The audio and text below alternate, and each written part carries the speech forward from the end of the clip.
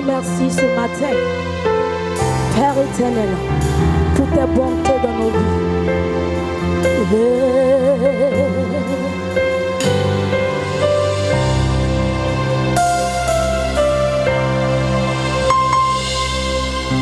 Alléluia. Oh Seigneur, mon âme est tranquille auprès de toi, car tu es pour moi une citadelle, et jamais, mon Dieu, je ne serai humilié, car mon salut vient de toi, oh Seigneur. Alléluia. Oh Seigneur, mon âme est tranquille auprès de toi, car tu es pour moi une citadelle.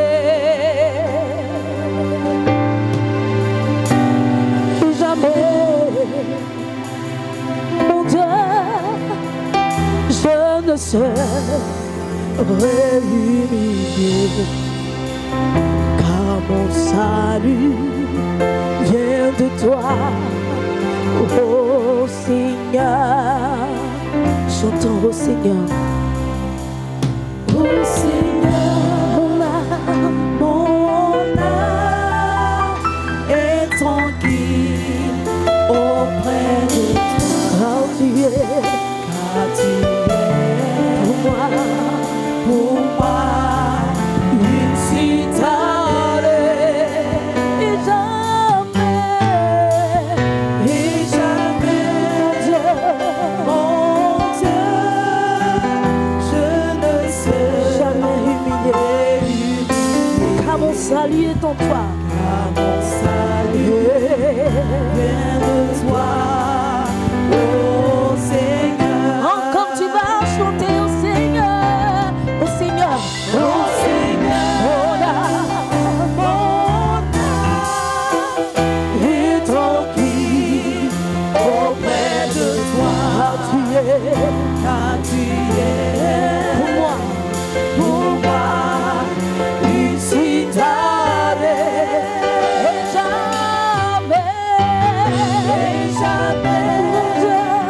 mon Dieu, je ne serai humilié, car mon salut vient de toi, oh Seigneur. Je te bénirai toute ma vie, je chanterai ton nom, car tu m'as sauvé de tous mes ennemis, oh Seigneur, mon Dieu, merci. Je te bénirai,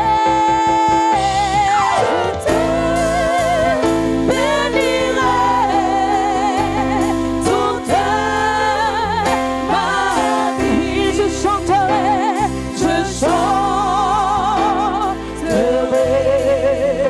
ton nom, chanterai ton nom, car tu m'as sauvé de tous mes ennemis, oh Seigneur, mon Dieu, merci. Oh, je te bénirai toute ma vie. Oui, je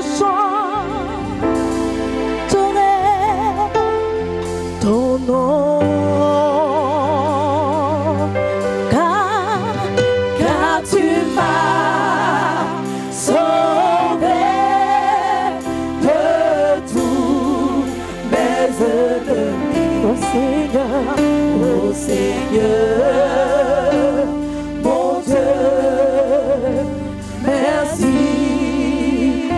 Ô Seigneur, mon Dieu, ô Seigneur, mon Dieu, merci. Oui, merci, Jésus, merci. Ô Seigneur, mon Dieu, merci. Adore-le, adore le Seigneur Jésus. Oh, mon Dieu, merci. Merci Seigneur pour ta grâce.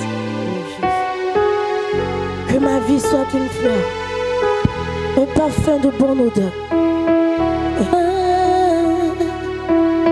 Oh, fais de moi ce que tu voudras. Tu vas acclamer ce roi des rois. Tu vas acclamer celui qui mérite cette adoration, cette louange. Nous allons tenir debout et acclamer le roi des rois, le Seigneur des seigneurs, pour son serviteur, le pasteur Adi. Alléluia. Alléluia. Alléluia. Alléluia. Nous acclamons Jésus-Christ. Nous acclamons le roi des rois. Nous acclamons le Seigneur des seigneurs. Nous acclamons Jésus-Christ. Au nom de Jésus-Christ. Alléluia. Amen. Chantons et célébrons ses louanges. Adorons avec foi le Sauveur. Nous joignons au céleste phalange. Gloire à Dieu.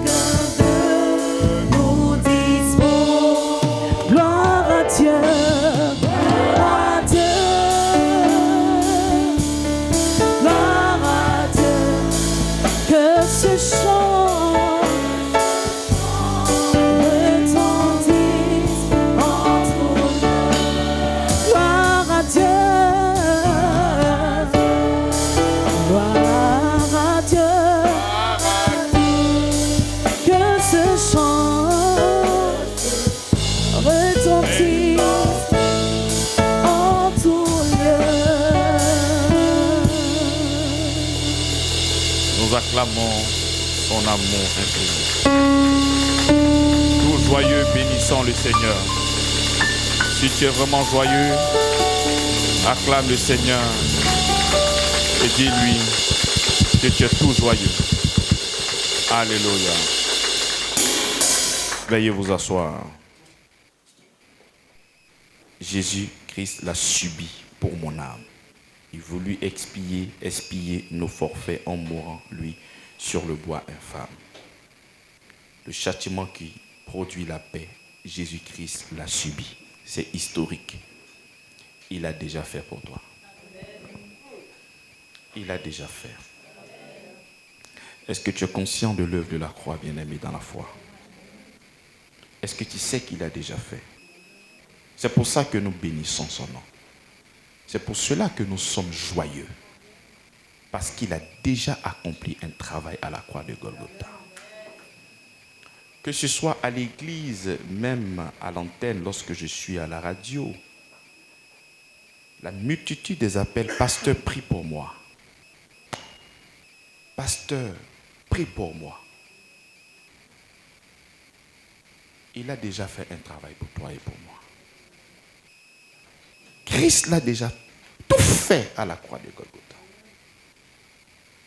Lorsque tu vas oser dire, mon peuple périt par manque de connaissance. Il ne dit pas que mon peuple périt parce que le pasteur ne prie pas pour lui. Il ne dit pas que mon peuple périt parce qu'il n'y a personne qui prie pour lui. Il dit mon peuple périt parce qu'il lui manque quoi? Donc le Seigneur, il accuse quoi? Le manque de connaissance. C'est le manque de connaissance que le Seigneur accuse. Donc tu peux à chaque fois vouloir qu'on prie, on prie, on prie. Mais ce qu'il te faut, c'est la connaissance. Pierre le dit, que la grâce et la paix vous soient multipliées par quoi? Par la connaissance. Mais nous ne voulons pas de cette connaissance. Nous voulons, pasteur, prie pour moi. Pasteur, intercède pour moi. Pasteur, prie pour moi. Il te faut la connaissance. C'est-à-dire, lorsque nous voyons le Seigneur, Seigneur, mais ton peuple a besoin de quoi? Il lui faut la connaissance. Mais toi, tu dis, Seigneur, moi, je ne veux pas de cette connaissance. Moi, je veux que tu pries pour moi. Dis à ton voisin qu'il te faut la connaissance. Et dis-lui qu'il te faut la connaissance. Et c'est comme ça que cette connaissance-là, c'est par l'évangile que nous recevons la connaissance. C'est comme ça que la Bible nous dit que l'évangile est la puissance de Dieu pour le salut de quiconque. Tu as besoin de délivrance, tu es envoûté, tu as besoin d'être libéré, tu es malade, tu as besoin de guérison. Le Seigneur nous dit, l'évangile est la puissance de Dieu. C'est-à-dire qu'il n'y a pas un autre endroit où se trouve la puissance de Dieu. La puissance de Dieu se trouve où? Pour te délivrer, la puissance se trouve où? Pour te restaurer, la puissance se trouve où? Pour te guérir, la puissance se trouve où? Dans l'évangile. Non, je ne veux pas de l'évangile. Moi, je veux que tu pries pour moi. Bien-aimé, Dieu répond à la foi, pas à la prière. Tu peux prier pendant 24 heures, il n'y a pas de miracle.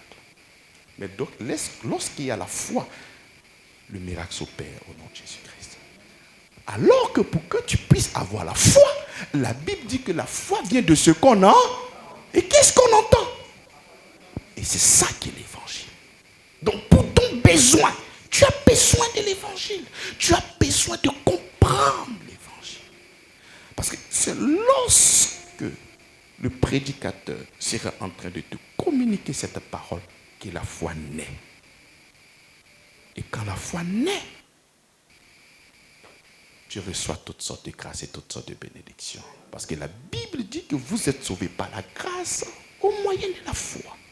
La grâce, elle est disponible. Nous avons besoin maintenant de la la foi pour connecter à la grâce et le miracle s'opère. Non. Pasteur, prie pour moi. J'étais à la radio. J'ai prêché pendant 1 heure de temps. Dès qu'on ouvre l'antenne, pasteur, prie pour moi. Mais pourtant, j'étais en train de prêcher sur la paix. Christ est notre paix. Parce qu'il il faudrait que ça soit clair dans ton esprit. Il n'y a pas de puissance ailleurs que sa parole. La Bible déclare qu'il ne fait rien en dehors de sa parole. Tu as besoin de la guérison, sa parole. Il dit, à cause de ce que vous avez entendu, vous êtes déjà pur. Donc cette parole a la capacité de te purifier. Cette parole a la capacité de te sanctifier. Donc ce n'est pas la parole qu'il va venir régler tous vos problèmes.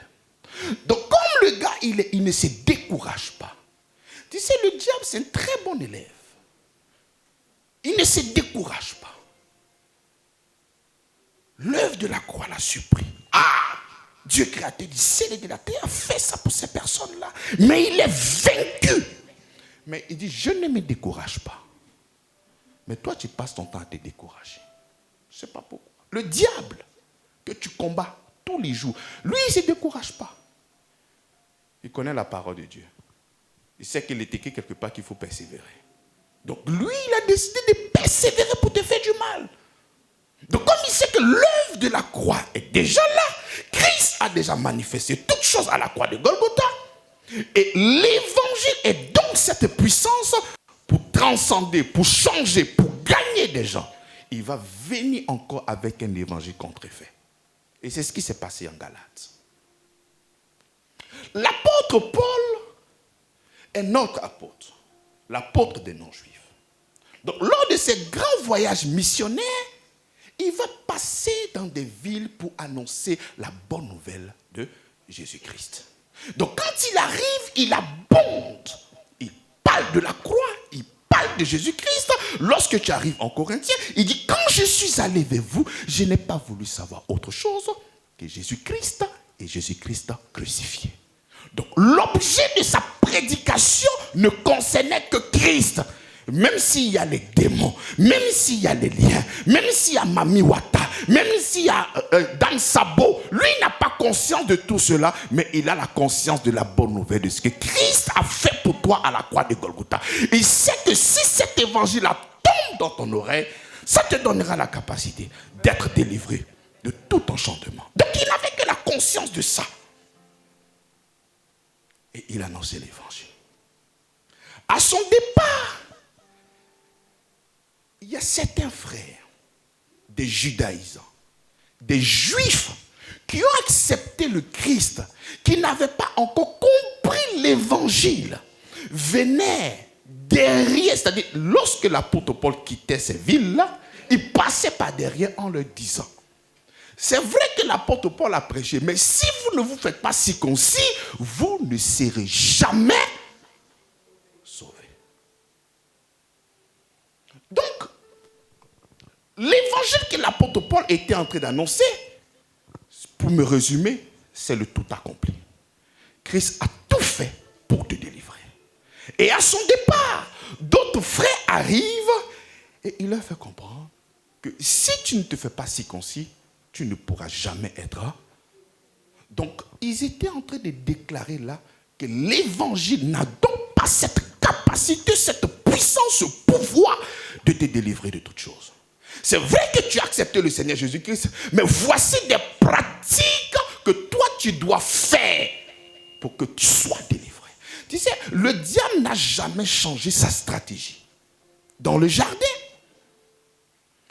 Adam et Ève, ils étaient Dieu sur la terre. Les cieux des cieux sont à l'éternel, il a fait la terre pour le Fils de l'homme. Mais quand le diable vient voir Ève, il dit, si tu manges de cet arbre, tu seras... Alors qu'ils étaient déjà Dieu sur la terre. Donc la spécialité du diable, il vient créer le manque en toi.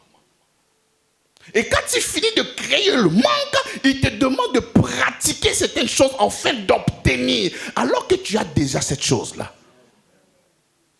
C'est comme ça que lorsque tu vas prendre des phrases affirmatives, déclaratives de notre Seigneur, que tu es béni, lui, il va venir changer cette phrase-là Une phrase d'interrogation, phrase interrogative. Est-ce que toi tu es béni? Pourtant la Bible dit que tu es béni.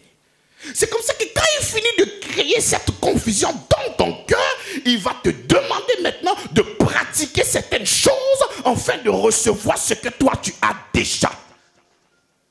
Imagine toi tu es marié, tu as ta femme près de toi et quelqu'un te dit voici des choses que tu dois faire pour que tu puisses la marier. Et puis toi tu cours en train de faire ça. Et ça c'est la stratégie de qui? Et c'est comme ça qu'il a trompé ces Juifs. Parce que c'est lui qui est caché. C'est le diable pour pervertir quoi? L'évangile de notre Seigneur. Donc il va passer par ces personnes-là. Lorsque l'apôtre Paul arrive pour annoncer la clarté de l'évangile, la délivrance par l'œuvre de la croix, il viendra leur faire comprendre que l'œuvre de la croix n'est pas suffisante pour te délivrer, pour te guérir. Donc, pour que tu sois délivré, fais-ci. L'œuvre de la croix n'est pas parfaite. Pour que tu sois sauvé, fais-ci. Pour recevoir la guérison, fais ça. Pour faire comme si, fais ça. Donc ça fait que l'œuvre de la croix est amoindrie. Elle n'est pas totale. Elle est faible. C'est comme ça que tu vas trouver dans des églises beaucoup de cérémonialisme, beaucoup de ritualistes, beaucoup de personnes qui n'ont pas dans leur arrière-plan l'œuvre de la croix, mais seulement que des fétiches. Voici des choses qu'on doit faire. Alors que, si cette prédication de la foi a fait de toi un enfant de Dieu, cette prédication de la foi a cette capacité de te guérir. Ton amen me dérange. Quelle que soit la difficulté de ton problème, la foi en Christ te suffit largement pour régler le problème. C'est comme ça que quand il va apprendre ce qui s'est passé en Galate, il va leur écrire en disant, je suis un apôtre, moi, mais pas un apôtre fait de la main d'un homme, mais un apôtre envoyé par Jésus-Christ. Donc il va commencer à écrire Galate, il va commencer par la salutation. Lorsque tu vas regarder toutes les épîtres de l'apôtre Paul, quand tu vas voir la structure même de sa salutation, il va abonder en grâce, il va prier pour ses frères, il va exalter Dieu. Tu vas trouver la joie dans ses lettres. Mais quand il va commencer à écrire dans le livre de Galates, mais tu vas voir qu'il y a une souffrance dans son cœur. Pourquoi? Parce que ces personnes-là se sont détournées de l'œuvre de la croix. Au profit maintenant du judaïsme, au profit maintenant de ce que l'homme doit faire afin de pouvoir recevoir la délivrance, afin de pouvoir être sauvé. Alors que la parole de Christ seule nous fait quoi? Nous suffit. C'est comme ça qu'il va rappeler en Galates chapitre 1, le verset 4. Qui dit, qui s'est donné lui-même pour nos péchés afin de nous arracher du présent siècle mauvais. Donc la raison qui fait que toi tu es délivré du présent siècle mauvais, c'est l'œuvre de la croix. Ce qui fait que tu es sauvé, c'est l'œuvre de la croix. Ce qui fait qu'aucune chose ne peut te condamner, c'est l'œuvre de la croix. Ce n'est pas ce que toi tu feras, mais c'est ce que lui il a déjà fait. Donc il rend comme ça. Parce que là, il est affligé dans son âme. Ces personnes se sont détournées de tout ce qu'il a construit. Parce que le diable est venu par derrière tronquer, changer l'évangile pour ne pas qu'il y ait la puissance là-dedans. Donc c'est comme ça qu'il va écrire. Il va dire, je m'étonne que vous vous détournez si promptement à l'évangile de la grâce pour passer à un autre évangile. Pas qu'il y ait un autre évangile, mais il y a certaines personnes qui viennent vous troubler en vous demandant de faire ça afin d'être sauvés, alors que l'œuvre de la croix nous suffit largement pour recevoir quoi?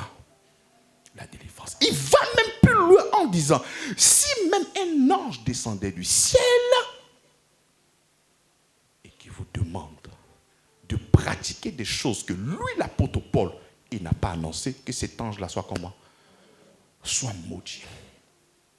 Il va jusqu'à proclamer même une malédiction sur sa propre vie. Il dit, même si nous-mêmes, nous venons prêcher un autre évangile que ce que nous avons prêché, que eux-mêmes, ils soient maudits.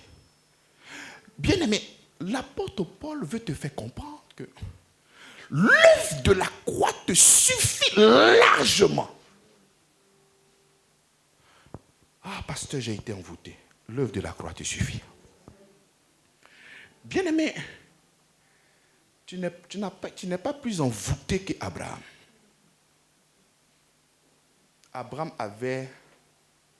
Le père d'Abraham avait des millions de dieux. Des millions de dieux. Donc, si lui, la parole de Dieu a suffi pour le délivrer, la parole de Dieu aussi suffit pour te délivrer. Tu n'es pas plus possédé qu'Abraham. Tu connais le père d'Abraham. Tu sais, il avait combien de dieux? Toi, ton père, il a combien de dieux?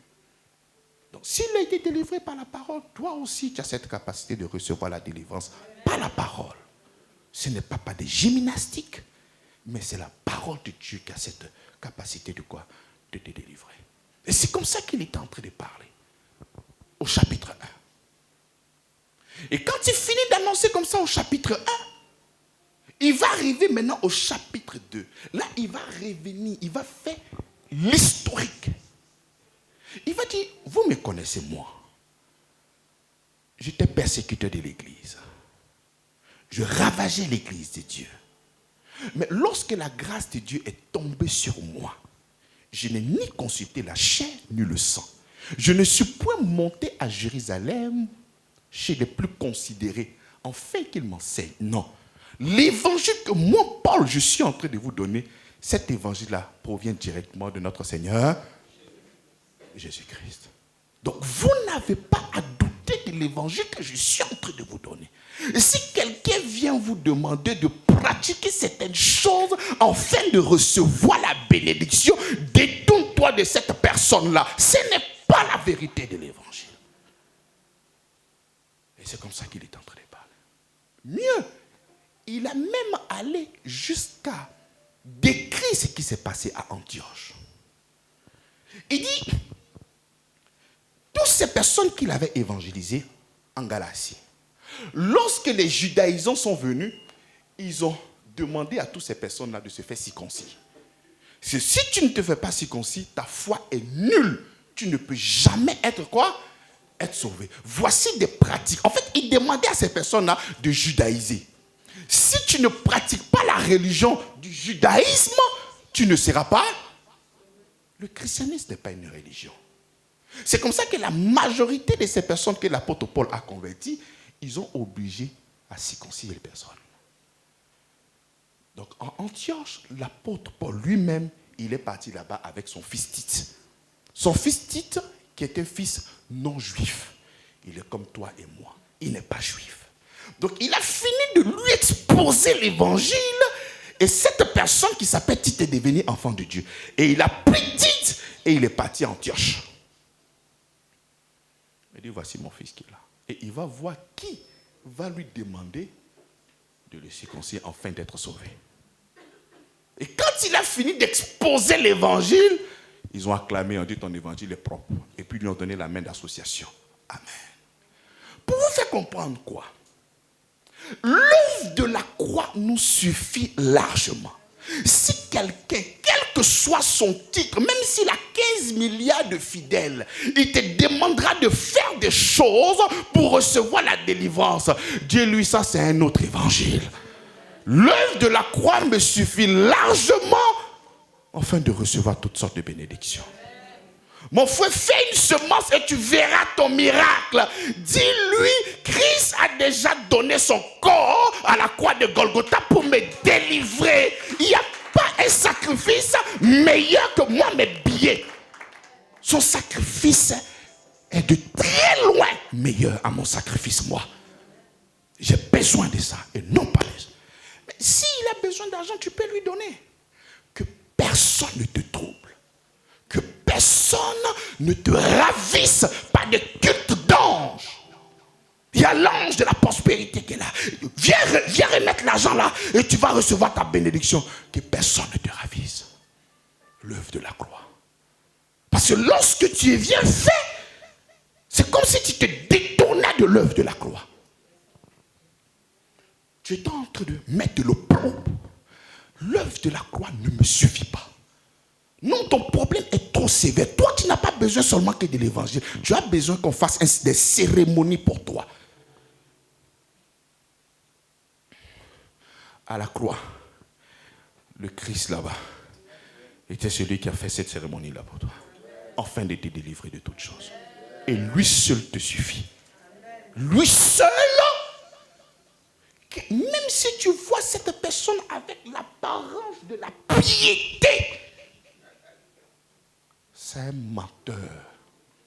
La Bible dit que le diable se déguise en ange de eux. Quel que soit ce qu'il te dira, l'œuvre de la croix. Le problème avec toi, c'est que tu ne veux pas recevoir l'évangile. En fait, tu penses que cette affaire du christianisme, c'est payé. Je vais donner l'argent, le pasteur va prier pour moi. Je le dis parce que moi-même, j'ai fait ça.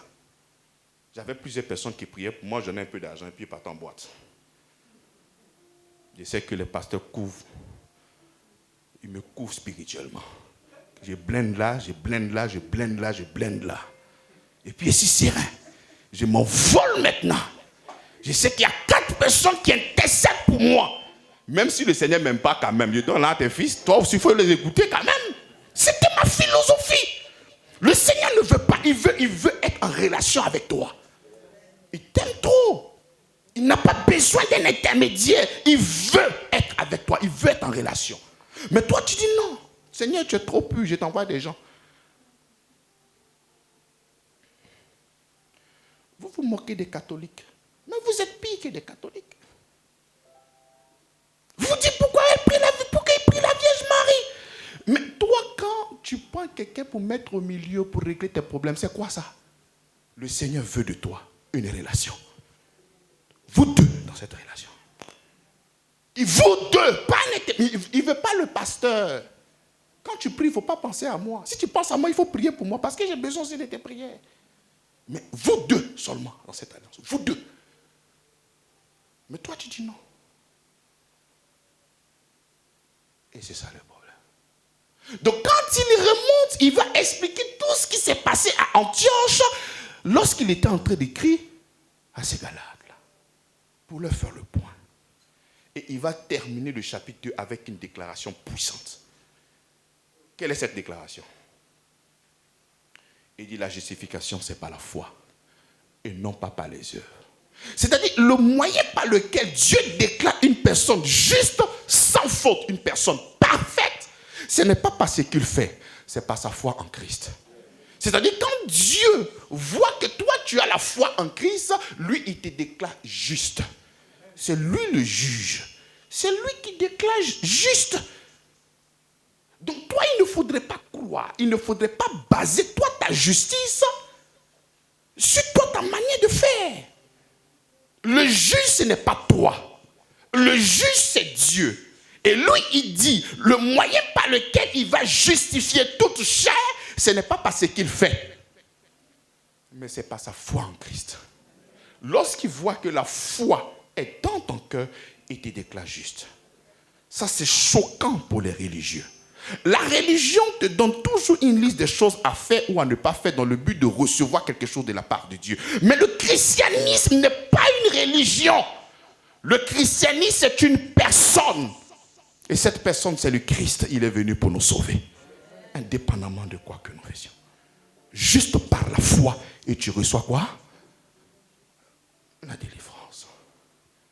Il termine Galates chapitre 2, verset 21. Il dit, si la justice s'obtient par les œuvres, Christ est mort en vain. Par exemple, si toi tu dois recevoir la guérison par autre chose que l'œuvre de la croix, donc pourquoi il est parti à la croix? Pourquoi ils l'ont chicoté? Il dit, par mes maîtres sûrs, vous êtes guéris. Donc c'est à cause de ces maîtres sûrs que toi tu reçois là. Maintenant, si toi tu as des pratiques en dehors de ça, pour recevoir la guérison. Bon, pourquoi lui, il est parti se faire chicoter? Pourquoi? Pourquoi? Si le Seigneur sait que quand tu vas faire une offrande, tu vas recevoir la guérison, mais pourquoi il est parti se faire chicoter? Il était un homme. Hein? Il a senti tout. Mais si on pouvait payer et recevoir tout ça, mais pourquoi Il est parti se faire frapper. Je pose, toi qui veux tout payer là. Pourquoi? Donc ça, c'était le résumé du chapitre 1 du chapitre 2.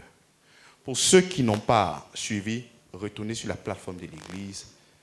Toutes les vidéos sont là-bas. On le fait pour vous. Et là, nous allons rentrer maintenant au chapitre numéro 3. Galates chapitre 3. Le verset 1er. Il dit, ô Galates, dépourvu de sens. Qu'est-ce que ça veut dire? Parce que moi, je ne comprends pas le français. Insensé. Idiot. Tu sais, lui-même, il a écrit dans Éphésiens 4, 29, qu'il ne sort de votre bouche aucune mauvaise parole. Mais il était choqué lui-même. Il était dépassé par des événements. Non, il a fini de construire l'évangile dans ton cœur. Il dit, oh Galates, dépourvu de sens, mais qui vous a fasciné? Il dit, on dirait que vous avez été ensorcelé. C'est-à-dire, quand le diable te ment, il te ment tellement bien que ça ressemble à l'ensorcellement.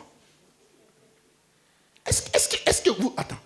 Vous voyez, quand vos pasteurs vous parlent du diable, c'est Mami Wata, sirène des eaux, quoi encore, sorcier, tout ce qu'on vous dit là.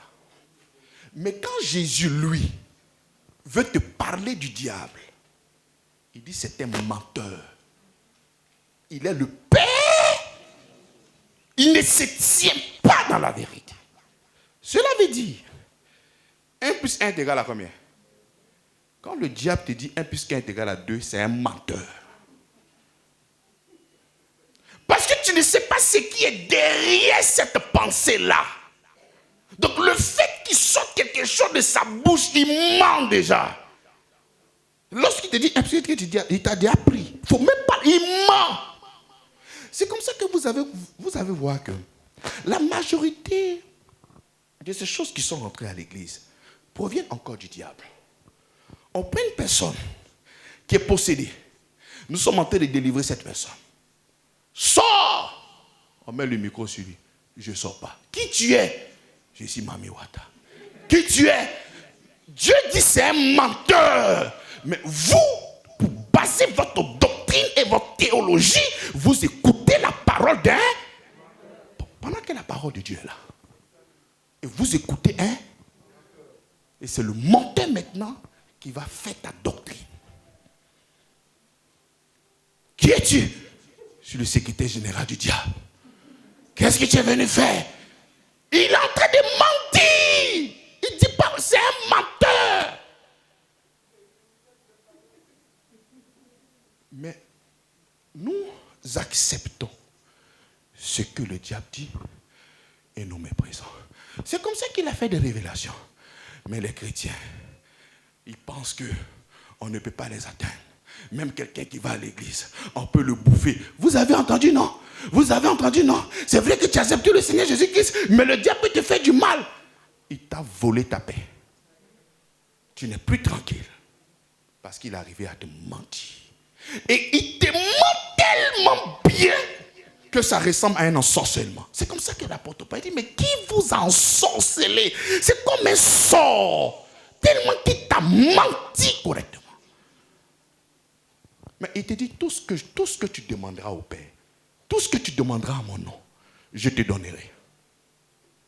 Le diable est venu te dire, tu sais que la Bible dit, honore ton Père et ta... Mais est-ce que la Bible n'a pas dit ça? Donc, si tu sais que tu dois honorer ton père et ta mère, qui est la mère de Jésus? Donc, Jésus doit l'honorer. Donc, si tu as quelque chose là, tu dois demander à qui? Va demander à sa maman. Et ce que tu dis là est vrai?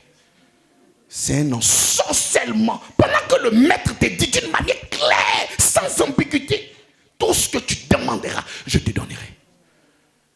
Mais il t'a tellement bien menti que tu te détournes de cette parole-là pour aller faire une autre chose. Il dit en mon nom, vous imposerez les mains aux malades et les malades guériront. On ne t'a pas demandé d'apporter de l'argent. Le pasteur, le prophète te demande une grosse somme d'argent pour recevoir la délivrance. Et toi, tu donnes, mais tu es ensorcelé.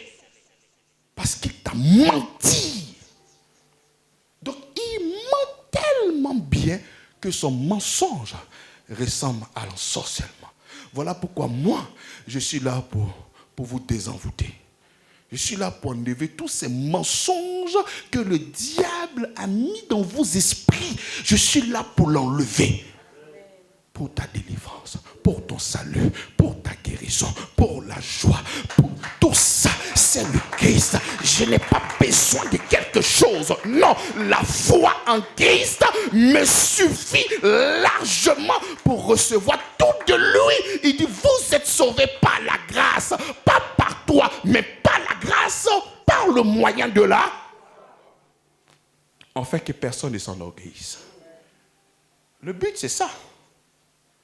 Ah mon frère, comment tu as fait pour... Non, moi j'ai jeûné pendant longtemps. Hein? Tu penses que je suis comme toi? J'ai prié pendant 24 heures. Tu deviens petit orgueilleux. L'œuvre de la croix n'est pas présente dans ta vie. C'est ce que toi tu fais. C'est ce que toi tu as fait.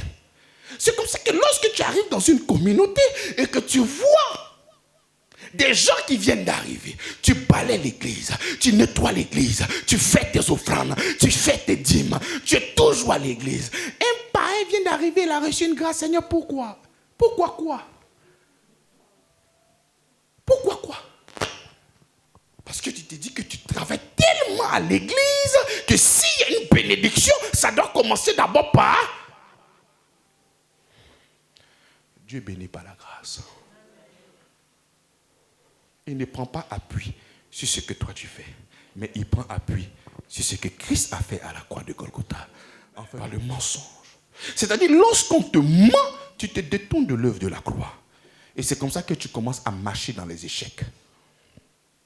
Et le mensonge, l'envoûtement que l'apôtre Paul est en train de parler ici, c'est du mensonge. Le mensonge que le diable vient d'injecter dans l'évangile. Ce qui fait que l'évangile est plus puissant. Pourquoi? Parce que ce n'est pas le véritable évangile. C'est un autre évangile. Comme ce qu'il était en train de dire en Galates chapitre 1, verset 1. Il dit, qui vous a fasciné, vous, aux yeux de qui Jésus-Christ a été peint comme crucifié? Donc quand il dit ça, il dit, lorsque je suis arrivé chez vous, avec des détails, c'est-à-dire comme un artiste, je suis allé dans des détails. Pourquoi? Il a quitté les cieux supérieurs, il est descendu en tant qu'un homme, il est parti à la croix de Golgotha, il a été chicoté, il a été frappé, il y avait la couronne d'épines, son sang a coulé. Mais toutes ces choses-là, ce n'étaient pas des choses anodines. Le sang avait une valeur spirituelle, la couronne avait une valeur spirituelle, le bois avait une valeur spirituelle, le sang avait une valeur spirituelle. Ils l'ont chicoté, donc il a expliqué toutes ces choses-là dans des détails, comme un artiste qui est en train de peindre un tableau. Dans des détails.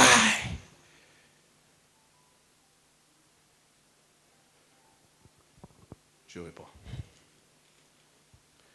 Il dit, qui vous a fasciné, vous aux yeux de qui Jésus-Christ a été peint comme crucifié? Avec tout ce qu'il a dit. La raison pour laquelle il est parti à la croix, c'est pour laver tous tes péchés. Et aujourd'hui, on vient te demander de faire certaines choses pour que tu sois pardonné et tu vas faire. Et tout ce que je t'ai donné comme information, et tout ce que je t'ai dit, c'est comme ça qu'aujourd'hui, nous avons cette facilité à se détourner de l'évangile, à se détourner de la parole de Dieu, au profit de quoi? De ce que certaines personnes te diront de faire. Tu as été attiré par quoi? Par des miracles. Mais vous croyez seulement que c'est Dieu qui fait des miracles? Le diable aussi fait des miracles. Et des miracles extraordinaires. Donc toi, tu te laisses séduire par des miracles. Tu te laisses séduire par des tours de passe-passe. Et tu te dis, sûrement, comme il y a des résultats, je vais accepter ce que cette personne me dit de faire. Non, tu dois laisser cette parole de l'évangile dans ton cœur et non pas ce que le diable te demandera de faire. Le problème avec toi, ce sont les résultats. Ah non, quand j'ai fait, j'ai eu des résultats. Mais qu'est-ce que la Bible te dit? Il faut savoir que le diable, il est prêt à tout dans le but de te détourner de la vérité de l'évangile. Il est prêt à tout faire. À tout. L'évangile est donc la puissance de Dieu pour lui. Il dit, voici seulement ce que je vous apprends de vous. Est-ce par les œuvres de la loi que vous avez reçu l'esprit ou par la prédication de la foi? Il dit, voici seulement ce que je veux apprendre de vous. Est-ce par les œuvres de la loi que vous avez reçu l'esprit ou par la prédication de la foi? Donc, toutes ces personnes qui ont quitté le christianisme, qui se sont détournées de l'œuvre de la croix, ils posent la question. Parce que nous ne sommes pas en train de parler à des personnes qui ne sont pas converties. Nous parlons à des personnes qui ont reçu le... Voilà pourquoi ils posent la question. Le Saint-Esprit que vous avez reçu. Ils avaient le Saint-Esprit. Le Saint-Esprit que vous avez reçu là, vous l'avez reçu comment?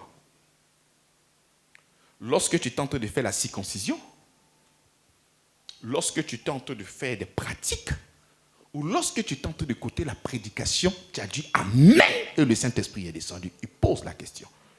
Il dit, je veux juste savoir, tu es devenu enfant de Dieu comment? Comment? Lorsque tu faisais une offrande à l'église, comment tu es devenu enfant de Dieu? Lorsque tu es en train de balayer à l'église, comment tu es devenu enfant de Dieu? Celui qui est enfant de Dieu ici, c'est comment il est devenu enfant de Dieu. C'est parce qu'il a cru en sa parole. Et le Saint-Esprit est venu le sceller. Éphésiens chapitre 1, le verset 13. Après avoir entendu la parole de la vérité, l'évangile de votre salut, en lui vous avez cru et vous avez été scellés. Donc qu'est-ce qui a précédé le sceau? C'est parce que tu as... Donc c'est la croyance qui a fait de toi un enfant de Dieu. Donc ce n'est pas par les œuvres. On est d'accord? Il continue.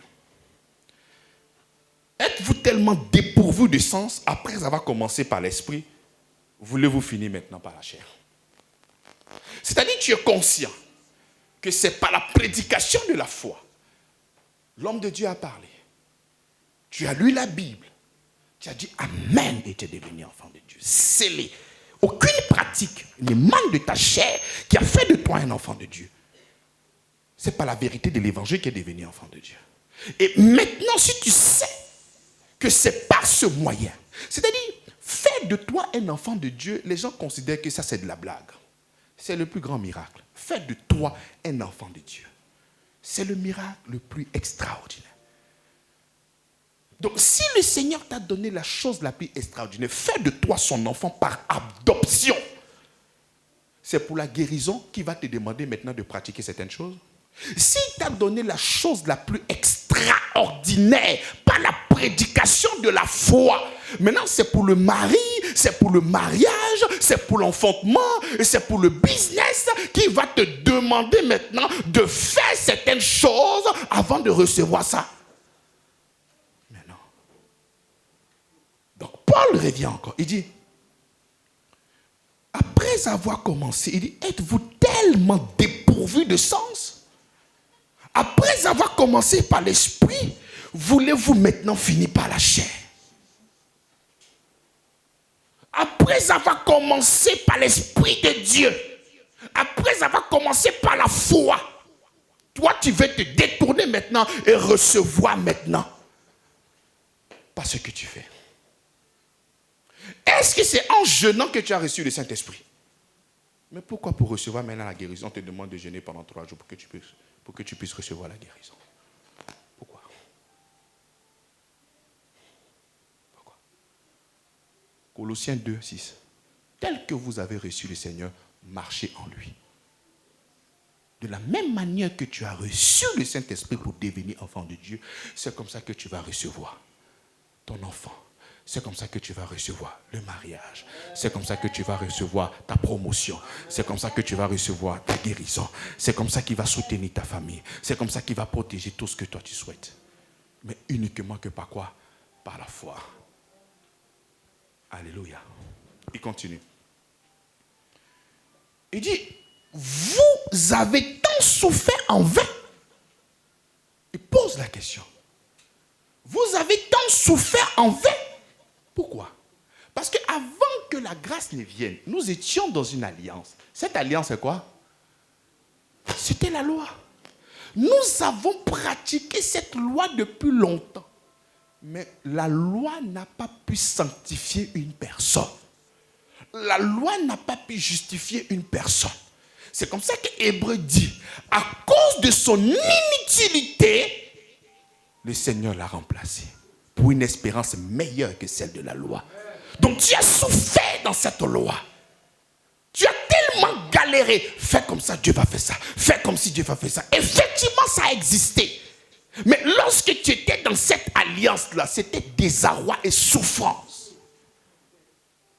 Tu n'as pas pu être justifié par la loi. Tu n'as pas pu.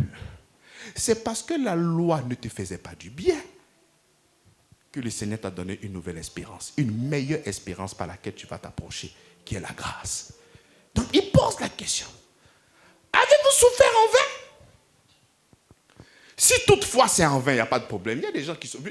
Tu peux souffrir et puis ça ne va rien te faire, il n'y a pas de problème. Si toutefois c'est en vain, c'est lui qui vous accorde l'esprit et qui opère des miracles parmi vous. Le fait-il par les œuvres de la loi?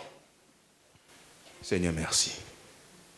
Même le miracle se fait par quoi?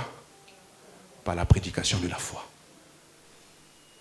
C'est pas la parole. On enlève une épée. Lorsque l'ennemi va s'élever contre toi, cette épée-là va te donner la victoire. C'est écrit, elle dit amen. C'est écrit où? Ça l'a pris. Les gars, ils sont tellement forts dans les agencements de mots que tu ne peux même pas soupçonner que c'est une erreur. Devant le tombeau de Lazare, il a guéri comment? Envoyez l'eau, envoyez l'eau, envoyez l'eau. Sel. Une onction. Lazare. Prédication de la foi.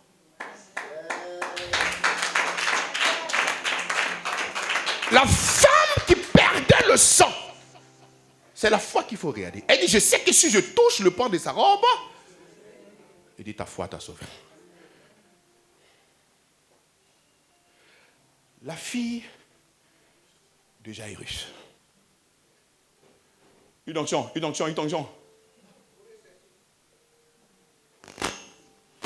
a pas. Qui pas? Talit. Chauffard. Non. Le centenier romain. Il dit, moi, j'ai des gens auprès de moi. Quand je dis pars, quand je dis viens, toi, dis seulement une heure. Il a discerné que ce n'est pas la prédication de la foi que les miracles se font. Il dit, je n'ai pas vu aussi une grande foi dans tout Jérusalem. Parce que le moyen par lequel tu reçois, c'est par ça. Mais toi, tu dis non. Oh, mais qu'est-ce qu'il y a? Mais toi, tu dis non. Tant que les gens ne viennent pas t'emballer, t'embrouiller, te demander de faire des pratiques, toi, tu n'es pas satisfait.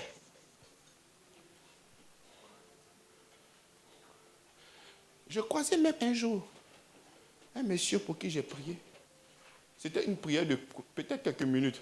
Ah, Pasteur n'a pas pris mon problème au sérieux. Mon problème a été plus petit comme ça. Ce ne sont pas des prières kilométriques, c'est la foi. Pour ressusciter Lazare. La prière n'a pas fait 30 minutes. Père, je te rends grâce, Lazare. Mais toi, si on a fait erreur de mettre un corps devant toi, ressuscite. Tu as te déshabillé, tu as t'habillé. Tu as versé une onction, tu as t'essuyer. Non, ce n'est pas des prières kilométriques. Non, ce n'est pas ça. C'est spirituellement parlant qu'on en juge. Donc les miracles même que le Seigneur est en train de pointer du doigt ici, il dit que les miracles sont faits sous la bannière de quoi? De là? Des œuvres? Des œuvres? De quoi? Quand Quand Dieu œuvre, c'est tout ce qui émane de toi. Quand Dieu œuvre là, c'est tout ce qui émane de ta chair. Qui veut recevoir une guérison? Voici ce qu'on va faire. C'est faux. Tu sais, c'est ce que je disais le dimanche passé.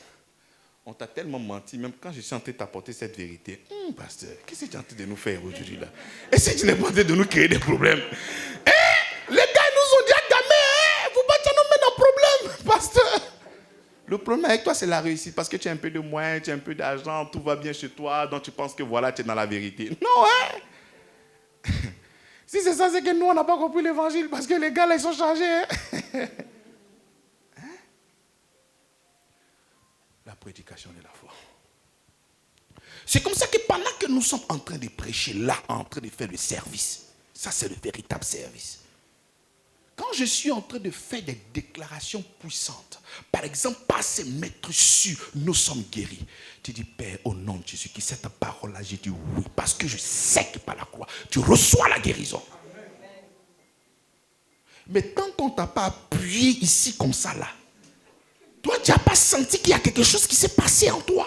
Tu veux forcément qu'on t'appuie. Il y a des gens qu'on n'impose pas les mains, ils ne sont pas contents. C'est comme ça que je ne me presse même pas à imposer les mains. Je sais que ça va arriver. On va le faire. Mais tant que tu ne touches pas les têtes, non. Non.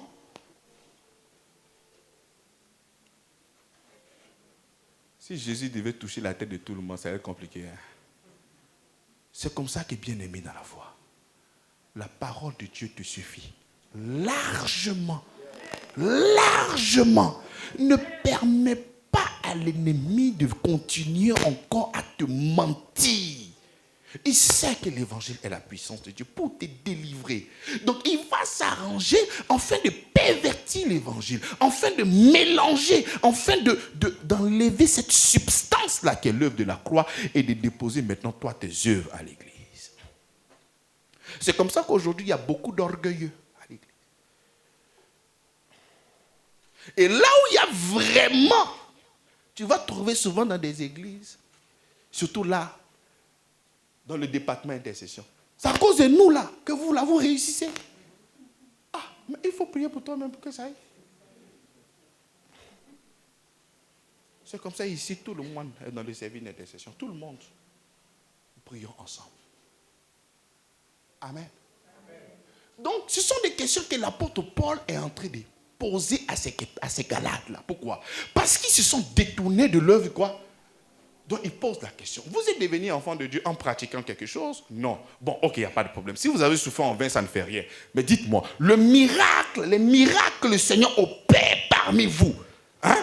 Mais il le fait par quoi? Par les œuvres ou par la prédication de la foi? Quand j'étais en train de parler comme ça, tu dis, non, pasteur, c'est trop simple. Oui, c'est simple pour nous. Mais Christ a galéré à la croix de Golgotha. Ça a été difficile pour lui. Il a fait ça pour que nous puissions recevoir avec facilité son travail qu'il a fait à la croix de Golgotha. C'est comme ça que toi, tu es en train de galérer. Tu travailles fort, d'arrache-pied, dans le but de mettre ton enfant dans de bonnes grâces. Non, j'ai fait une maison pour mon enfant, j'ai fait deux maisons pour mon enfant, je vais créer telle société. Là, comme ça, il ne va pas galérer dans sa vie. Donc, si toi, un homme qui n'est pas l'initiateur de l'amour, tu n'es qu'un imitateur, tu arrives à penser comme ça. Mais est Dieu. C'est comme ça que par l'œuvre de la croix, il répond à tous tes besoins. Ton amen me dérange. Là, quand je fais cette déclaration et que tu vois qu'il y a un goût d'inachevé dans ta vie, tu saisis cette parole et tu dis ainsi soit-il. C'est ça que nous disons amen. Et ces choses-là se réalisent dans ta vie. Parce que ce n'est pas la prédication de la foi que nous avons des miracles. Reste concentré, reste connecté à la parole. Même là, pendant que je suis en train de prêcher, le diable peut t'envoyer balader. Tu as mangé quoi à midi? Est-ce que le son n'est pas... Mais il y a quel frère qui n'est pas venu? Tout ça pour t'embrouiller. Et la parole est en train de passer. Pendant que d'autres sont touchés, toi tu n'es pas touché. Mon cher évangile, là c'est la même chose. C'est toujours souffrance. Il faut rester concentré. Reste concentré. Si tu crois véritablement que le Seigneur Tu es venu pour le célébrer, tu es venu pour l'adorer. Ça, c'est le temps de la parole. Donc, reste connecté parce qu'il y a forcément une portion qui te concerne. Et lorsque cette parole va sortir, tu dis Amen et tu verras ton miracle. Pas la prédication de la foi. De la foi. Rien que de la foi. On continue. Il dit, avez-vous tant souffert en vain? Si toutefois c'est en vain, celui qui vous accorde l'esprit et qui opère des miracles parmi vous, le fait-il donc par les œuvres de la loi ou par la prédication de la foi? Comme Abraham crut en Dieu et cela lui fut imputé à justice. Donc, comme il est en train de parler à ces personnes qui ont commencé à judaïser, nous savons très bien que la loi est venue par Moïse. On est d'accord? Mais il va remonter même avant Moïse, qui est le père des pères, qui est le père quoi? Abraham, qui a reçu la marque de la circoncision. Parce que c'était l'alliance pour toutes ces personnes qui étaient enfants de Dieu, qui était la marque de la circoncision. Donc cette marque-là a été donnée à qui? À Abraham. Donc lorsqu'il est en train de faire son exposé, il va dépasser même Moïse. Il va retourner jusqu'à Abraham. Il va dire le père des pères, par lequel vous parlez même de la loi, de l'alliance. Lui, il a été justifié par quoi? Est-ce que Abraham a été justifié parce qu'il a fait quelque chose? Mais Abraham a été justifié par quoi? Donc, si Abraham a été justifié par la foi, pourquoi toi, tu souhaites pratiquer des choses dans le but de pouvoir être justifié par des œuvres? Est-ce que vous comprenez? Je me force à vous raconter le livre de Galates comme une histoire, pour que vous puissiez véritablement comprendre ce qui s'est passé véritablement là-bas. Ces personnes-là ont reçu le Christ. Et ils disent que le Christ seulement ne suffit pas pour que cette personne-là soit sauvée. Donc pour que vous deviez véritablement être sauvés, en plus d'avoir reçu Christ, vous devez revenir aux pratiques du judaïsme. Et cette pratique-là, c'est quoi? Dans l'ancienne alliance, pour que tu sois un enfant de Dieu, il faut commencer par la circoncision. Ça, c'est la marque des enfants de Dieu. C'est comme ça que la circoncision haute voix était un sujet de gloire. Vous vous souvenez de ce que David a dit à Goliath? Il dit, toi, n'est circoncis. Toi, n'est circoncis. Parce que lui, il était quoi? Il était circoncis. Donc, la circoncision était un sujet de gloire. Donc, puisque nous croyons que Jésus-Christ est sorti de ce peuple juif-là, et si vous devez véritablement croire en lui, vous devez aussi pratiquer la circoncision. Sinon, votre foi en Christ ne suffit pas pour recevoir le salut. Est-ce que vous comprenez? C'est comme ça que ces personnes-là invitaient les non-juifs, parce que les juifs étaient déjà circoncis. Donc ces personnes ont invité les non-juifs à venir judaïser, à se comporter comme les juifs. Il ne faut pas manger la nourriture sacrifiée, ne fais pas comme ci, ne fais pas comme ça. C'est ça que Paul a dit, non. Il n'y a ni juif, ni grec. Nous sommes maintenant un par la foi en Christ. Il n'y a plus les œuvres. Il n'y a plus tout ça. Donc aujourd'hui, toi qui es un Ivoirien, tu es un Bété, tu es un Bani, tu es un Baoulé, tu es un Abé, tu es un Abidji, tu es un Djoula, tout ça. Mais on te demande de pratiquer la religion juive. Mais pourtant, toi, tu n'es pas juif. Ça n'a pas de sens. Le gars, il a un tout petit pagne. C'est comme nous, notre pagne là. Le pagne de dot là. Kita. Pour les juifs, c'est kippa. C'est ça, non? Talit. C'est comme moi, il venait ici à mon pagne à nid de dot là. Puis il faut venir prier pour toi. Ça n'a rien à voir avec l'évangile. Ça n'a rien à voir avec l'évangile. Ça n'a rien à voir avec l'évangile. Mais si tout de suite je viens avec mon pain, un gros pain, il vient dire à papa, maman, un pain là-bas. que je viens prier pour toi. Tu as dit, pasteur là, et ce n'est pas rentré dans un autre mouvement. Donc quand c'est la tradition de chez moi, là je suis dans un autre mouvement. Mais quand ça vient des Juifs, là c'est une bonne chose. La foi en Christ suffit largement pour recevoir toute chose. Nous continuons. Il dit comme Abraham crut à Dieu et que cela lui fut imputé à justice. Reconnaissez donc que ceux qui sont, il dit, ce sont ceux qui ont la foi qui sont fils d'Abraham. Aussi l'Écriture prévoyant que Dieu justifierait les païens par la foi, a d'avance annoncé cette bonne nouvelle à Abraham. Toutes les nations seront bénies en toi. Donc voici encore une information de taille. Si toi tu veux t'identifier en disant que Abraham là, c'est ton père, il faut savoir que toi tu es fils d'Abraham, non pas par les œuvres, mais par la foi. Et si autrefois tu devais t'identifier par la circoncision en disant que c'est Abraham qui a reçu la circoncision, une marque pour dire que celui-là est mon enfant, il fait partie du peuple terrestre de Dieu, il faut savoir que nous sommes fils d'Abraham, non pas par la circoncision, mieux, non pas par les œuvres, mais par quoi? Par la foi en Jésus-Christ. Comme lui-même. C'est-à-dire, avant que ce message-là te soit annoncé aujourd'hui, ce message-là a d'abord été annoncé à Abraham. C'est-à-dire, même, voilà que nous disons que la grâce est venue avant la loi. Parce que lorsque Abraham recevait cette justice-là, la loi n'avait pas encore commencé. La loi de Moïse n'avait pas encore commencé. Les 10 commandements n'avaient pas encore commencé. Les 613 lois n'avaient pas encore connu le jour. En ce moment-là, il n'y avait aucune alliance. Mais seulement que la grâce qui l'a justifié. Donc c'est comme ça que ce message que je suis en train de donner aujourd'hui a d'abord été prêché à qui? À Abraham. Aussi l'Écriture prévoyant que Dieu justifierait les païens par la foi.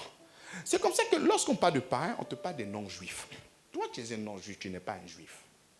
Donc le moyen par lequel Dieu te déclare juste, ce n'est pas en pratiquant la loi. Ah non, ce que le Seigneur nous demande, c'est de respecter les 10 commandements. Je te pose la question, est-ce que toi, tu peux respecter les 10 commandements? Je rappelle que les 10 commandements ne sont que de grandes lignes. Sinon, c'est 613 lois. Donc toi, avec ta sincérité, avec ton humilité, non, je me force à respecter vraiment les 10 commandements. Mais c'est bien que tu sois vraiment sage. Je me force, donc ça veut dire que tu ne fais pas. Donc si tu ne fais pas, c'est que tu es maudit. Raison pour laquelle Dieu ne t'attend pas là-bas. Parce que si Dieu devrait t'attendre là-bas, c'est sûr que tu es maudit à l'infini.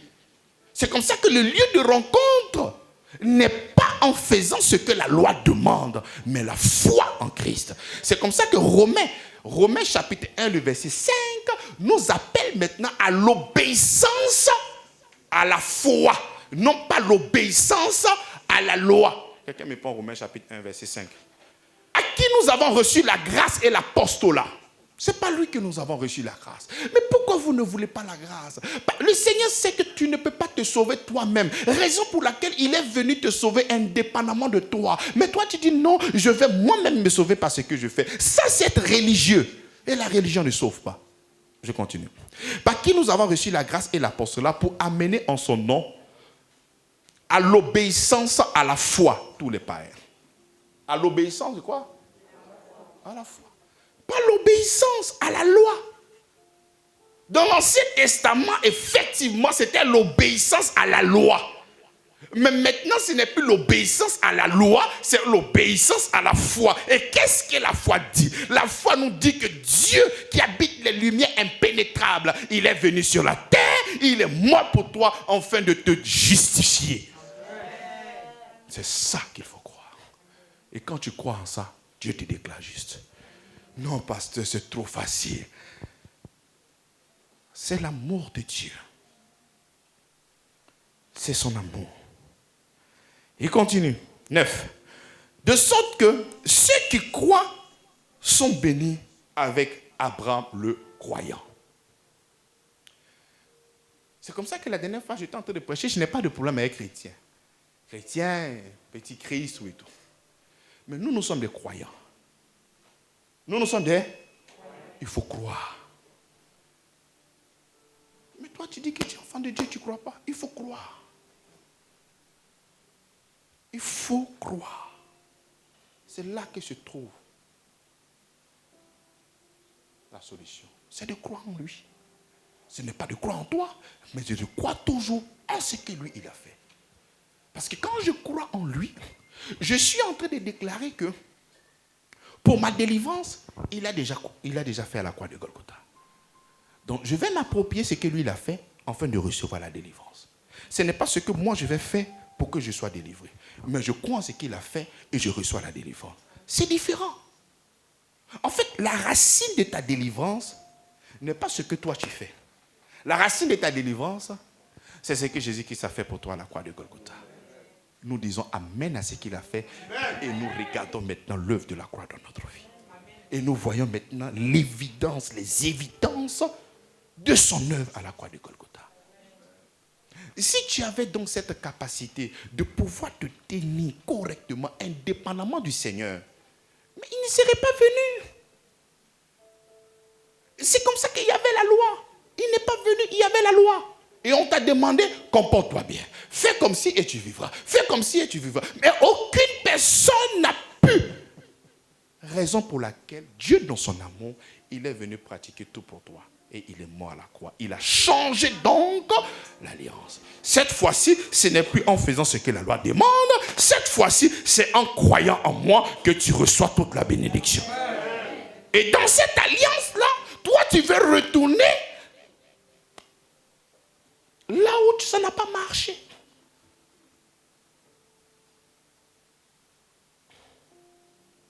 De sorte que ceux qui croient sont bénis avec Abraham le croyant. Car tous ceux qui s'attachent aux œuvres de la loi sont sous la malédiction.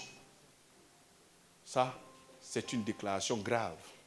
Est-ce que vous avez entendu ça? Hein? Lisez tous à l'unisson, le verset 10.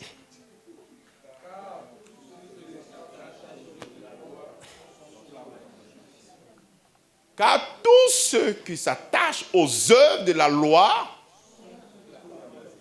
Mais pourtant, mes pasteurs, la Bible dit qu'il faut respecter les 10 commandements. Tu ne feras pas ci, tu ne feras pas ça, tu ne feras pas ci. Mais pourquoi toi, tu viens nous dire que celui qui s'attache aux œuvres de la loi est sous la malédiction? D'abord, je te réponds que ce n'est pas moi qui ai dit. C'est Paul. Galates chapitre 3, le verset 10. Tous ceux qui s'attachent aux œuvres de la loi sont sous la malédiction. Point virgule. Car il est écrit, maudit est quiconque n'observe pas tout ce qui est écrit dans le livre de la loi. En fait, pourquoi tu es frappé par une malédiction lorsque tu t'attaches à la loi?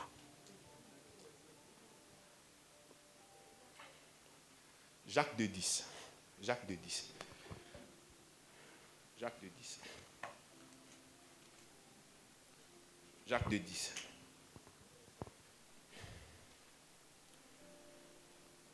Quiconque observe toute la loi, mais pêche contre un seul commandement, devient coupable de tous. Donc tu vois, ce n'est pas une question de pourcentage. Il y a eu 613 lois. Attends, moi j'ai fait 612. Dieu me doit sciencer? Non, ce n'est pas ça. En fait, la loi n'est pas une sympathisante. La loi vient chercher les défauts. La loi vient prouver que toi, tu es un pécheur, qu'on doit te foutre en prison. Donc, elle cherche une faute. Donc, tu as fait 613 et demi. Ah, il y a demi. Tu es en cabas. En fait, je vais te donner un exemple pour que tu puisses mieux comprendre. Peut-être ça fait maintenant 20 ans que tu conduis. Tu sors toujours ton permis. Et aujourd'hui, voici la 20e année. Et tu sors sans ton permis. Le policier t'arrête. Mais quand même, ça fait 20 ans. Ça, ce n'est pas son problème. Si tu veux rouler pendant 40 ans. Mais aujourd'hui, là, ton permis est où? Non, ce n'est pas la contravention. C'est ça qu'on appelle la loi. Donc non, mais j'ai pu faire vraiment le Seigneur, j'ai fait 612. C'est pas à cause de un là, non, c'est le un là qui va te conduire là-bas. Voilà pourquoi la Bible dit, ceux qui s'attachent aux œuvres de la loi sont maudits, parce que le résultat, ça sera la malédiction. Pourquoi? Parce que quiconque observe et pêche contre un seul commandement, il devient coupable de tout.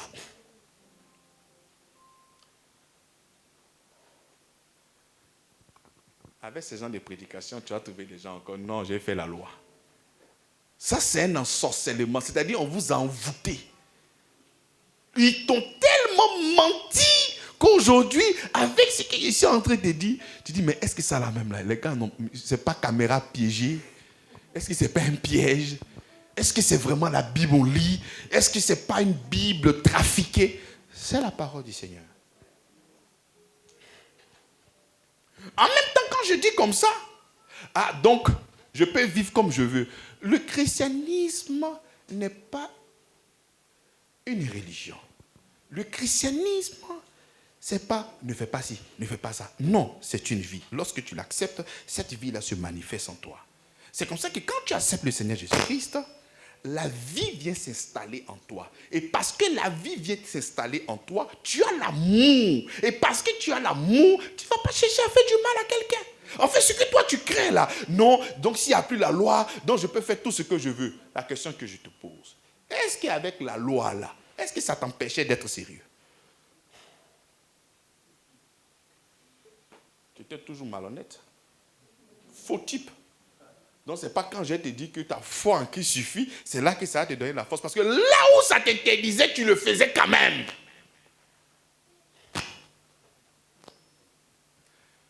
Je réponds pour que tu puisses comprendre.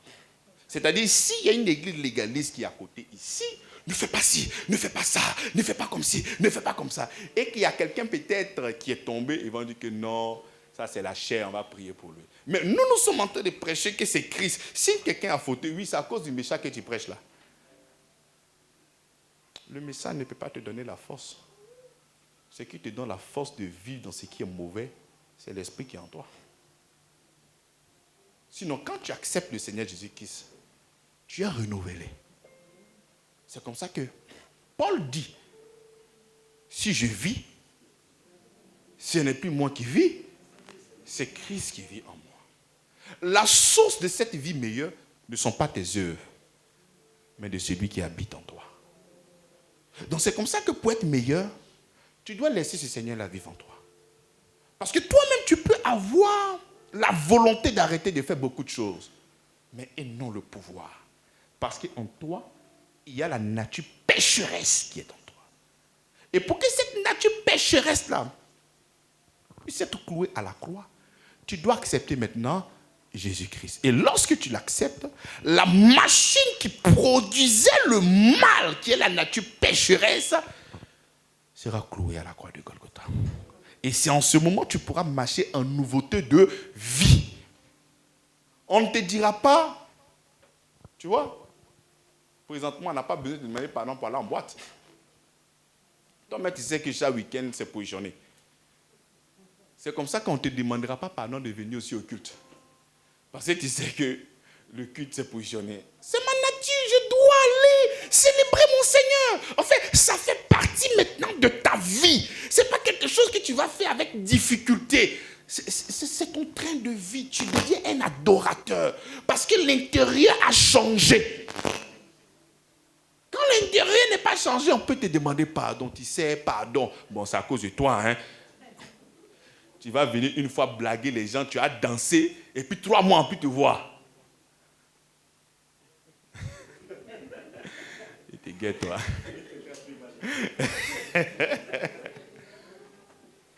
Amen. Donc la source, c'est le Christ. Ce n'est pas tes œuvres. Ce ne sont pas tes œuvres, bien-aimés dans la foi. Amen.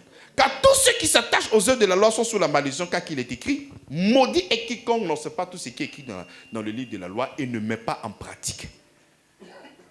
Au verset 11, et que nul ne soit justifié devant Dieu par la loi. Cela est évident parce qu'il y dit, le juste vivra. Le juste. Le juste. Et si le juste ne vit pas par la foi, qu'est-ce qu'il y a? On dit le juste vivra par là. Et si le juste n'est pas trouvé dans la foi, c'est la mort. Donc c'est comme ça que tu viens. Mais pasteur, ça ne va pas. Mais il faudrait qu'on te trouve dans la foi. Il y a des choses que moi-même, là, ça me dépasse. Je ne sais pas la prière, je t'annonce l'évangile. Si toi, tu ne veux pas garder cette parole-là dans ton cœur, on va faire comment? Vous pensez que les pasteurs, ils ont la capacité d'apprivoiser Dieu? Ouais, Dieu fait ça pour lui, fait ça. Non. La foi, il faudrait que la foi soit dans... Il dit que le juste vivra par... Donc, si tu ne vis pas par la foi, le résultat, ça sera quoi? Mais la mort. Mais la mort. Qui est juste? C'est celui qui a accepté le Seigneur. Mais comment est-ce qu'il t'a déclaré juste? Il t'a déclaré juste par la foi. Parce que tu comptes, parce que tu crois en l'œuvre. En l'œuvre. Tu sais, la différence entre la loi et l'évangile, la loi te dit, fais ceci. La loi te dit quoi? Fais ceci. Le pasteur te demande de faire ceci pour que tu sois sauvé. Il faut savoir que ce n'est pas l'évangile. L'évangile te dit quoi? Tout est accompli. La loi te dit, fais ceci. L'évangile te dit, mais les gens vont venir te dire que non. On vous dit que Jésus a tout accompli. Et puis vous chantez, tout est accompli. Et puis vous êtes là, vous chantez. Et puis des gens comme ça, des perdus avancent, papa.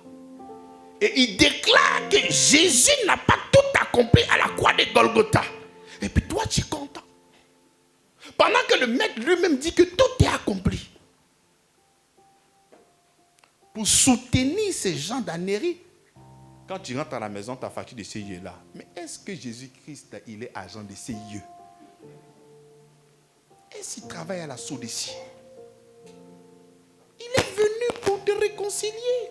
Il est venu pour ne pas que l'ennemi puisse avoir la main sur toi. Pour ne pas qu'il t'impose la volonté de te tuer, de faire tout ce qu'il a envie. Mais toi, tu dis que non. Quand tu rentres à la maison, tu as fini la CIE de Jésus-Christ, tu rentres à la maison, tu as ta facture de CIE. Mais ta facture de CIE sera là. Quel est le problème? Aïe. Vous CIE. Mais tu vas travailler, tu as payé CIE. Quel est le problème? Tu vois. Et quand c'est comme ça, tu es là comme ça. Quand tu ne comprends rien, c'est vrai, hein, c'est que l'homme de Dieu l'a dit là. Christ a tout payé, mais mes factures sont là. Tu es perdu. Donc on t'a dit que Jésus qui est venu payer ta facture de courant. Quand tu lis la Bible là, ils ont mis Jésus qui est venu payer facture de courant. Ah! Mais ce sont des hommes sérieux. Et puis ils disent ça, une cravate avec des caméras, toute une logistique. Il est sérieux dans son mensonge. C'est-à-dire, ce qui m'impressionne, c'est-à-dire, c'est pas le mensonge, c'est-à-dire, c'est la sérénité dans le mensonge. Au point, c'est sa sérénité qui te convainc. Alors que c'est un mensonge. C'est comme ça que même des intellectuels, bac plus 100, on te ment tellement bien que tu décides et tu dis amen à ça. Jésus dit que tout est accompli. Lui, il ne savait pas qu'il y avait CIE. Il ne savait pas qu'il y avait des redevances. Il y avait des impôts déjà quand il était là. Donc, la loi t'ordonne, fais ceci, mais l'évangile te dit quoi? Tout est accompli. La loi exige l'œuvre de chacun. Mais l'évangile te demande de croire en l'œuvre de Jésus-Christ. Tu vois, c'est différent. Pendant que toi, tu vois, il y a beaucoup parmi vous qui ont la foi, mais pas la foi en Christ. Ils ont la foi, c'est qu'eux-mêmes, ils vont faire. Je sais que si moi je jeûne là, Dieu va faire. En fait, tu ne comptes pas sur le Seigneur, tu comptes sur ton propre jeûne à toi. Je ne suis pas en train de dire de ne pas jeûner, moi-même je jeûne. Je passe du temps du Seigneur, je l'adore, je le célèbre. Mais si je dois jeûner dans le but d'obtenir une victoire, dans le but d'obtenir soit un marché, donc cela veut dire que c'est toi la source de ce miracle-là. Non. On ne jeûne pas pour recevoir. Pour recevoir, le nom de Jésus-Christ a été donné. Il vous a laissé un nom. Et dire en ce nom. Et c'est ça, bien-aimé. La loi a des exigences et nous ordonne d'y obéir. Mais l'évangile nous montre l'héritage en Christ et nous devons croire pour posséder ça au nom de Jésus-Christ. Donc tu vois, il y a la loi qui est opposée à quoi? À l'évangile. Et nous sommes là pour vous annoncer l'évangile de la grâce. La bonne nouvelle. Même quand je dis évangile de la grâce, et certaines personnes, non, ça c'est un nouveau mouvement. Va en Actes, l'apôtre Paul, il dit pourvu que j'accomplisse la bonne nouvelle. Et quelle est cette bonne nouvelle? Que j'annonce l'évangile de la grâce. Donc ce n'est pas moi, c'est l'apôtre Paul. Même en Galates, vous vous détenez à celui qui vous a appelé par sa grâce pour passer à un autre évangile. Donc il dit, et que nul ne soit justifié devant Dieu par la loi. C'est évident. Au verset 12. Or, la loi ne procède pas par la foi. Mais elle dit, celui qui mettra ces choses en pratique vivra par elle. Si tu décides de marcher avec la loi, tu vas vivre par elle. Par exemple, Deutéronome chapitre 28, le verset 1er. Lorsqu'il finit de donner la loi, il va donner la bénédiction et la malédiction. Il dit, si tu obéis, mon Dieu, je te bénirai. Si tu n'obéis pas, tu seras maudit. Donc si toi tu décides de marcher avec la loi, c'est que tu décides d'accepter et la bénédiction et la malédiction. C'est comme ça que, tel que nous sommes en train de prêcher, que tu dis Amen. Lorsque la loi était donnée et que Moïse était en train de lire la loi, ce n'est pas seulement de belles paroles qui disaient Amen. Si tu n'acceptes pas, que tu ne fais pas ça, tu seras maudit. Amen. Ces personnes aussi prononçaient quoi? Amen. Ainsi soit-il. Donc si tu souhaites marcher par la loi, tu dois aussi accepter la malédiction et la malédiction. Parce qu'il n'y a plus de bénédiction qui se trouve dans la loi. Donc c'est assuré que la malédiction est ton partage. Alléluia. Mais il est 29, il n'est pas encore tard, ou bien on n'a qu'à arrêter. On va se lever pour prier. Les commandos me font signe, ah il est là, il est là, il est là. On dit qu'il faut la parole. Mais vous ne voulez pas la parole. Donc nous arrêtons au verset 12. Or, la loi ne procède pas de la loi, mais elle dit de la foi. Mais elle dit, celui qui mettra ces choses en pratique vivra par elle. Nous allons nous lever pour prier le Seigneur. Hier, tu avais cette habitude, même dans ta prière, Seigneur, j'ai arrêté de voler. Seigneur, j'ai arrêté de chercher femme de quelqu'un. Seigneur, j'ai arrêté de chercher mari de quelqu'un.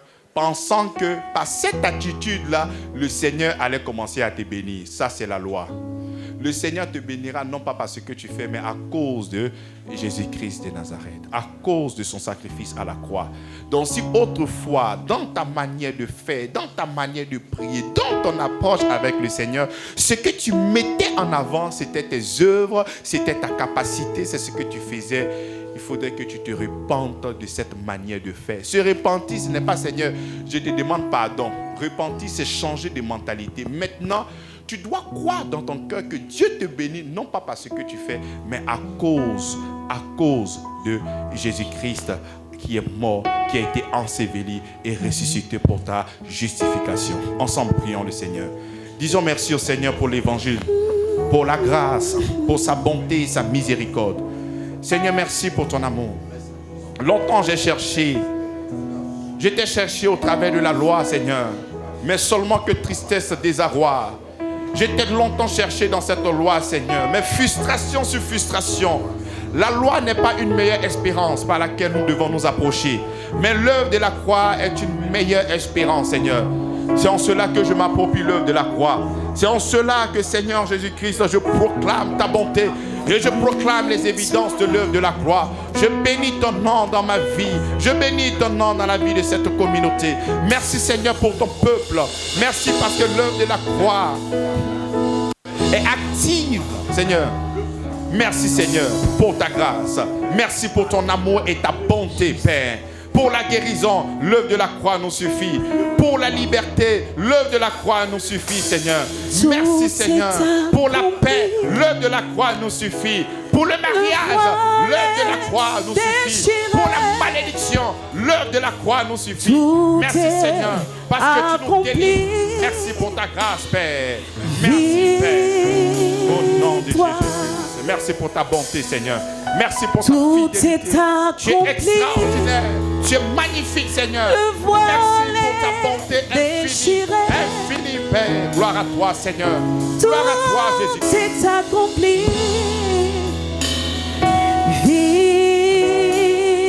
Victoire, tout est accompli. Tout est accompli.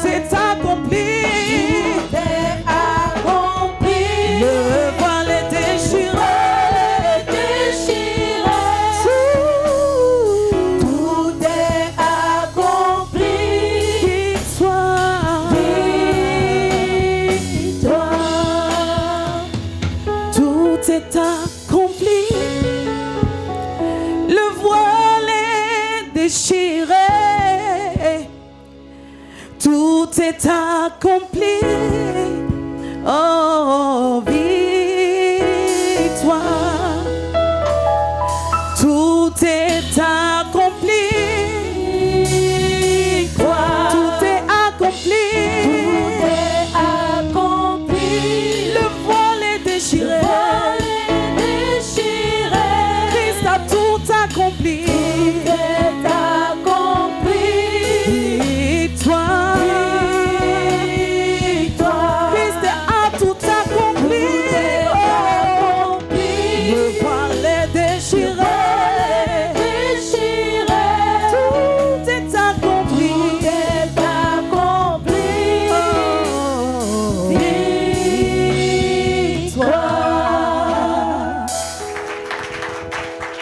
Acclamer pour cette prédication-là. Alléluia. Ta demeure, ta maison, je te remercie pour ce privilège. Merci pour le voile que tu as déchiré, afin que ton esprit vienne habiter et que je devienne ton enfant légitime, partageant ainsi ta gloire, ton triomphe, ta capacité, ta grâce et ton amour. Ton nom est mis à part dans mon cœur, car je sais que tu es bon, tu es amour, tu es sauveur, tu es miséricordieux, tu es la plénitude de la grâce, tu es lent à la colère et riche en bonté. Le manque de connaissance m'a fait penser un tant soit peu que tu étais l'auteur de mes échecs et de mes souffrances. Longtemps j'ai entendu parler de toi, mais maintenant, mes yeux t'ont vu. Tu es amour. La présence du Saint-Esprit en moi me donne la supériorité, la puissance, la force, le courage, la patience, la foi, la détermination. Ta volonté étant accomplie dans ma vie, je suis donc saint, juste et parfait par le travail achevé de Jésus-Christ à la croix.